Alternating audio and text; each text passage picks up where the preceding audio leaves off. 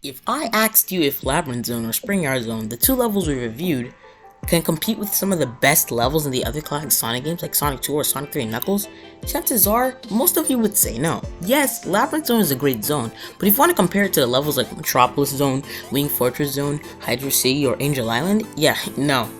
Those levels have a perfect mix between platforming and speed, with a hint of exploration so you can find stuff you never found before. Actually, Sonic 2's worst zones are Metropolis and the endgame. The earlier parts of Sonic the Hedgehog 2 are for nice visuals, speedy action, and fun platforming to greatly enhance the formula of Sonic the Hedgehog.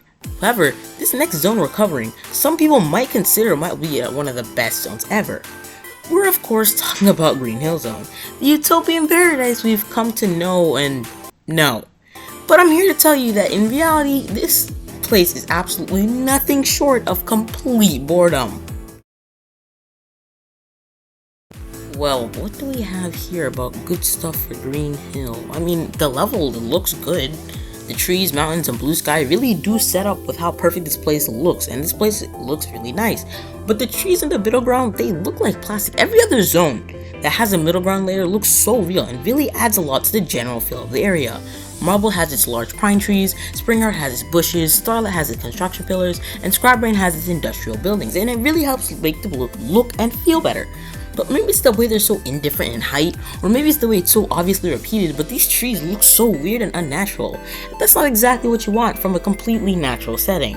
One thing I do truly love about Green Hill Zone, however, is that it is a great introduction to Sonic 1. The game doesn't stop you at all times, and there's no overwhelming gimmicks. You can obviously see that they put a lot of time into this level.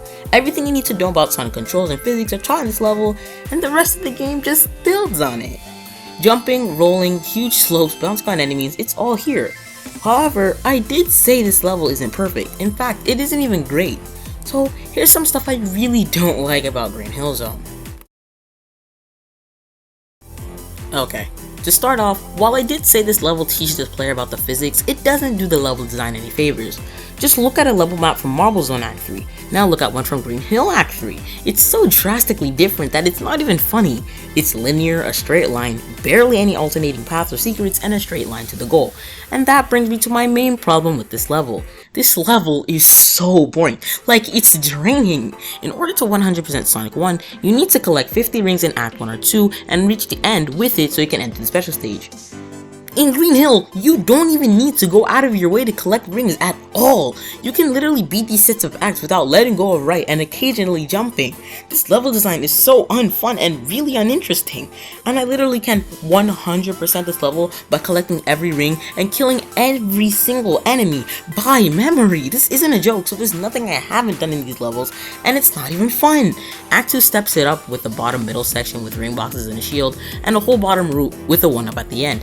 Act 3 definitely has it the best, with a great percentage being split in 2 parts, but these levels are still extremely boring, uninteresting, and not fun on breezy playthroughs. Take Springyard, a level I truly dislike.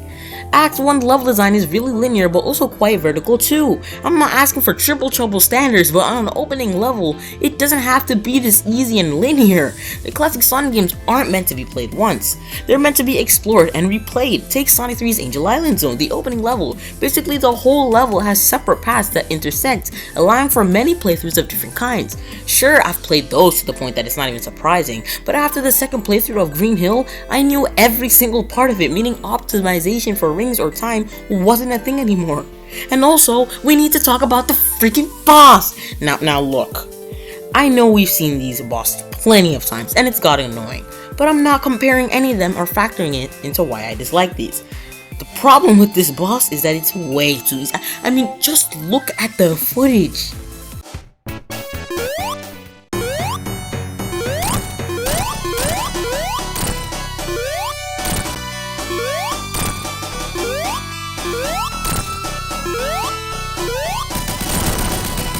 Take Sonic 3's first boss. The boss was easy, but it was challenging. They didn't put an invincibility monitor right before the boss. Like, why would you do that?